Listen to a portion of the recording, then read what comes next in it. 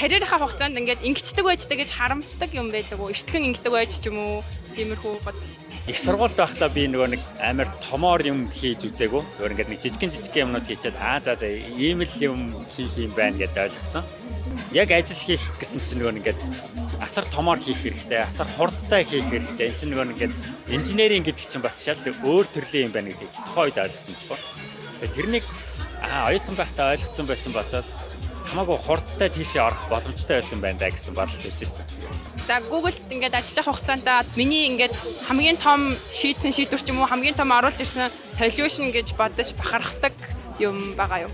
Гадагшаа гарсан гэх юм уу одоо ингээд яг нээлттэй болсон продуктууд дундаас болохоор distributed training гэдэг одоо TensorFlow-ийн distributed training гэж нэг сервис байдаг. Тэгээд тэрний патент юмнууд нь болохоор нэг бид нар гуруула тэр патентыг нь авч ирсэн. Тэгээд тэр нь болохоор яг ийм distributed байдлаар бид нар тренинг ингэж хийж болох юм байна гэдэг юмыг гаргаад тэгээд тэр нь TensorFlow дээр бас продакт болж гарч ирсэн. Тэгээд тэр хамгийн нас харагдах боломжтой тийм продакт юм болоо.